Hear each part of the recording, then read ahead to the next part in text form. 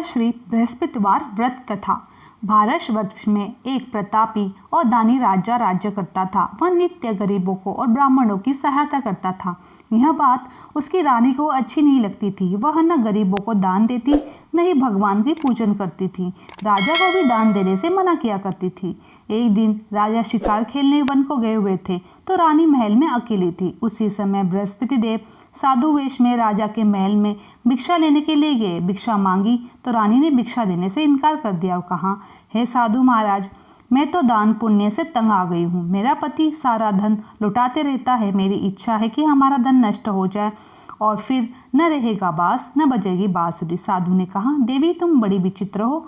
धन और संतान तो सभी चाहते हैं, पुत्र और लक्ष्मी तो पापी के घर भी होनी चाहिए। यदि तुम्हारी यही इच्छा है तो ठीक है। तुम्हारे पास अधिक धन है तो भूखों को भोजन दो, प्यासों के लिए प्याऊ बनाओ, मुसाफिरों के लिए धर्मशाला खुलवाओ। जो निर्धन अपनी कुंवारी कन्याओं का विवाह नहीं कर सकते उनका विवाह करा दो। ऐसे कोई काम काज जिनके करने से तुम्हारा यश लोक परलोक में फैलेगा। परंतु रानी पर उपदेश का कोई प्रभाव न पड़ा। वह बोली, महाराज आप मुझे न कोई समझाए, मैं ऐसा धन नहीं चाहती जो हर जगह बांटती फिरूं। साधु ने उत्तर दिया, यदि तुम्हारी ऐसी इच्छा है तो तथास्तु। तुम ऐसा करना, बृहस्पतिवार के दिन घर लीपकर पीली मिट्टी से फिर अपना सर धोकर रखना, भट्टी चढ़ाकर कपड़े धोना। ऐसा करने से आपका सारा धन नष्ट हो जाएगा। इतना कहकर साधु वहां से आलोप हो गए। साधु के कहनानुसार पूरा करते ही रानी को केवल 3 बृहस्पतिवार बीते थे। उसकी सारी धन संपत्ति नष्ट हो गई। भोजन के लिए राजा का परिवार तरसने लगा। अब एक दिन राजा ने रानी से बोला, हे रानी, तुम यहीं रहो, मैं दूसरे देश को जाता हूँ, क्योंकि यहाँ पर सभी लोग मुझे जानते हैं, इसलिए मैं कोई छोटा कार्य नहीं कर सकता। ऐसा कहकर राजा परदेश चला गया। वहाँ जंगल से लकड़ी काट कर लाता और शहर में बेचता। इस तरह वह अपना जीवन व्यतीत करने लगा। इधर राजा के परदेश जाते ही रानी और दासी दुखी रहने लगी। एक बार जब रानी दासी को 7 दिन तक भोजन के बिना रहना पड़ा तो रानी ने अपने दासी से कहा, हे दासी, पास ही नगर में मेरी बहन रहती है, वह बड़ी धनवान है, तू उसके पास जा, कुछ ले आ ताकि थोड़ी बहुत गुजर बसर हो जाए। दासी रानी की बहन के पास गई। उस दिन गुरुवार था। रानी की बहन उस समय बृहस्पतिवार की व्रत कथा सुन रही थी। दासी ने रानी की बहन को अपनी रानी का संदेश दिया, लेकिन रानी की बड़ी बहन ने कोई उत्तर दिया। जब दासी को रानी की बहन से कोई उत्तर नहीं मिला तो वह बहुत दुखी हुई। उसे क्रोध भी आया। दासी ने वापस आकर रानी को सारी बात बता दी। सुनकर रानी ने अपने भाग्य को कोसा। उधर रानी की बहन ने सोचा, मेरी बहन की दासी आई थी परंतु मैंने उससे नहीं बोला तो इससे वह बहुत दुखी हुई होगी। कथा सुनकर पूजन समाप्त करने के बाद वह अपनी बहन के घर आई और कहने लगी, है बहन, मैं बृहस्पतिवार का व्रत कथा सुन रही थी। तुम्हारी दासी मेरे घर आई थी, परंतु जब तक कथा नहीं होती तब तक न उठते हैं और न किसी से बोलते, इसलिए मैं नहीं बोली। कहो दासी क्यों गई थी? रानी बोली, बहन तुमसे क्या छुपाऊँ, हमारे घर खाने तक को अनाज नहीं है। ऐसा कहते ही रानी की आंखें भर आई।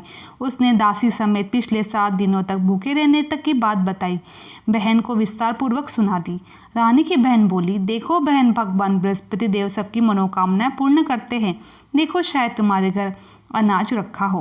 पहले तो रानी को विश्वास नहीं हुआ, पर बहन के आग्रह पर उसने अपनी दासी को अंदर भेजा तो सचमुच अनाज से भरा एक घड़ा मिला। यह देखकर दासी को बड़ी हैरानी हुई। दासी रानी से कहने लगी, हे रानी, जब हमको भोजन नहीं मिलता तो हम व्रत ही तो करते हैं, इसीलिए क्यों ना इससे व्रत कथा विधि पूछ ली जाए ताकि हम भी व्रत कर सके। तब रानी ने अपनी बहन से बृहस्पतिवार के व्रत के बारे में पूछा।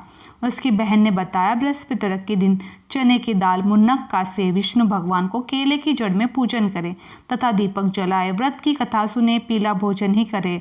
इससे बृहस्पति देव प्रसन्न होते हैं। व्रत पूजन विधि बतलाकर रानी की बहन अपने घर लौट गई।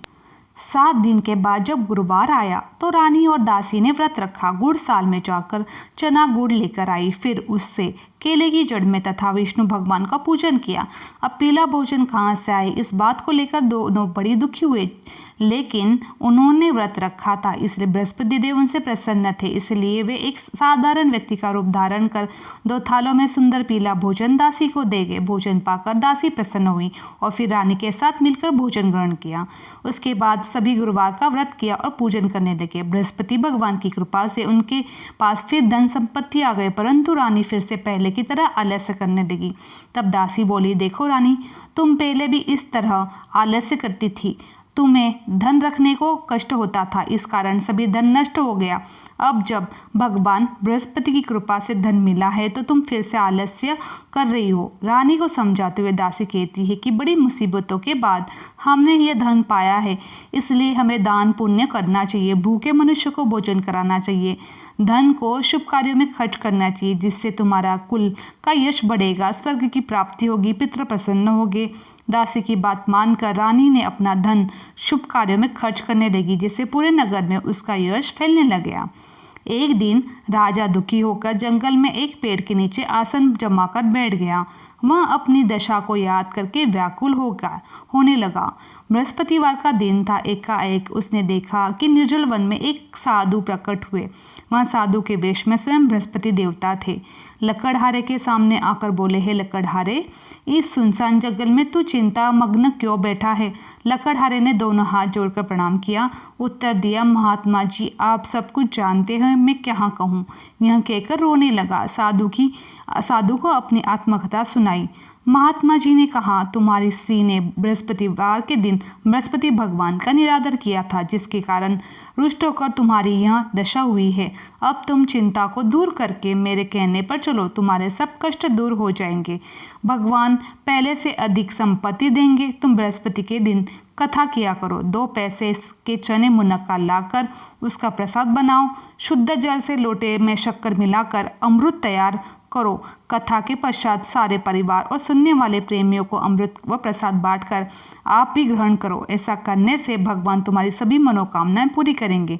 साधु के वचन सुनकर लकड़हारा बोला, है प्रभु, मुझे लकड़ी बेचकर इतना पैसा नहीं मिलता जिससे भोजन के उपरांत कुछ बचा सकूं। मैंने रात्रि में अपनी स्त्री को व्याकुल देखा। मेरे पास कुछ भी नहीं जिससे मैं उसकी खबर मंगा सकूं। साधु ने कहा, हे लकड़हारे, चिंता मत करो। बृहस्पति के दिन तुम रोजीना की तरह लकड़ियां लेकर शहर को जाओ। तुम्हें रोजीना का तरह दुगना धन मिलेगा, जिससे तुम भली भांति भोजन कर लोगे तथा बृहस्पतिवार की पूजा का सामान भी ले आओगे। इतना कहकर साधु अंतर्धान हो गए।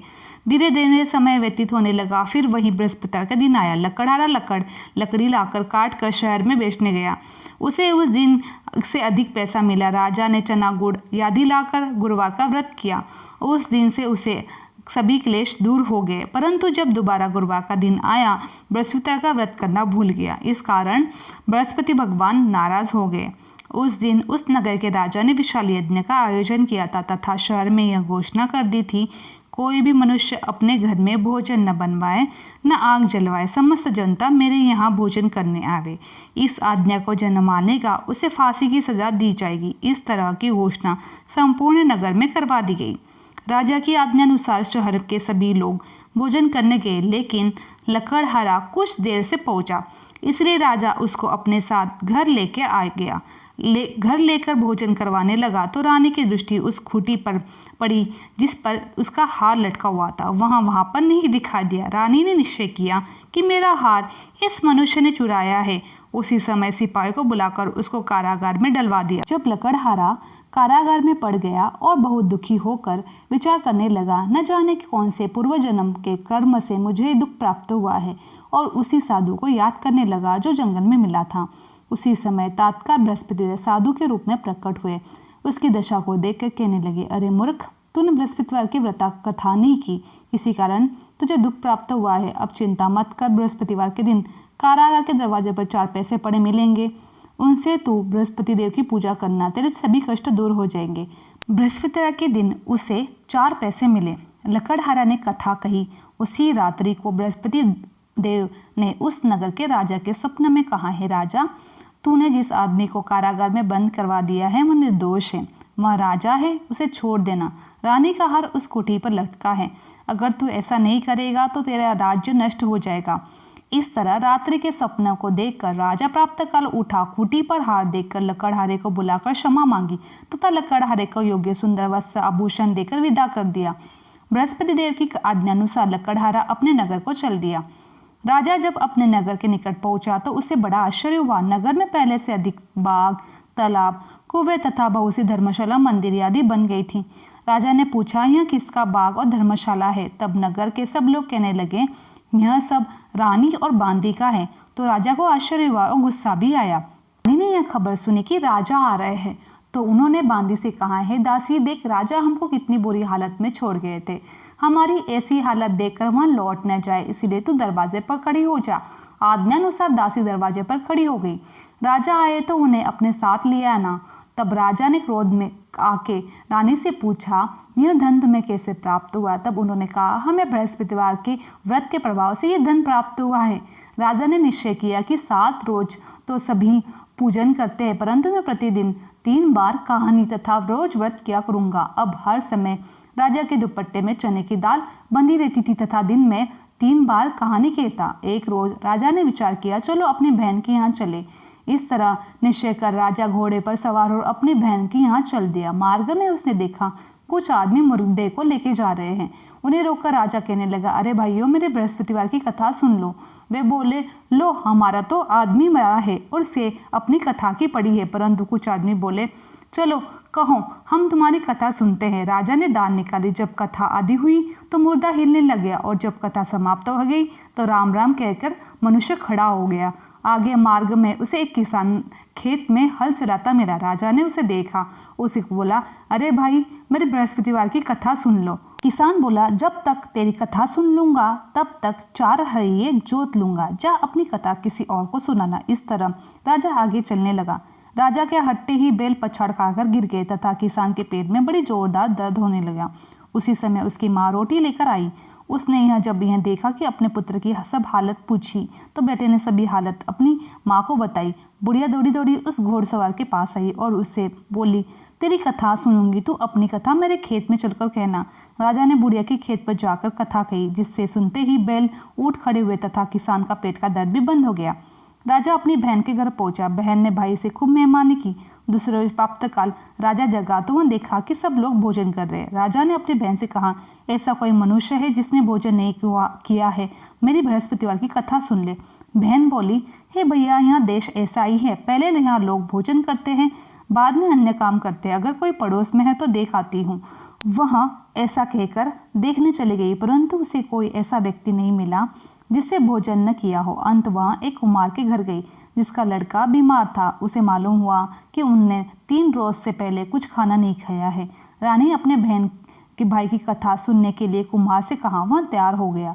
राजा ने जाकर बृहस्पतिवार की कथा की, जिसको सुनकर उसका लड़का ठीक हो गया। अब तो राजा की प्रशंसा होने लगी। एक रोज राजा ने अपनी बहन से कहा, बहन, हम अपने घर जाएंगे, तुम भी तैयार हो जाओ। राजा की बहन ने अपनी सास से कहा। सास ने कहा, चली जाओ, पर तू कोई लड़के को मत ले जाना, क्योंकि तेरे भाई की कोई औलाद नहीं है। बहन ने अपने भाई से कहा, हे भाई, मैं तो चलूंगी, लेकिन कोई बालक नहीं रहेगा। राजा बोला, जब कोई बालक नहीं चलेगा तो तुम क्या करोगी? बड़े दुखी मन से राजा अपने नगर की ओर लौट गया।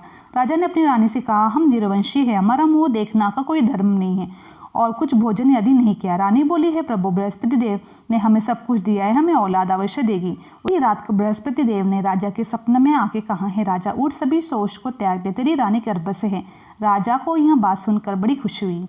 9वें महीने उसके गर्भ में एक सुंदर पुत्र पैदा हुआ। जब राजा बोला, है रानी, स्त्री बिना भोजन कहे रह सकती है, पर बिना कहे नहीं रह सकती। जब मेरी बहन आवे तो तुम कुछ मत कहना। रानी ने सुनकर हाँ कर दी।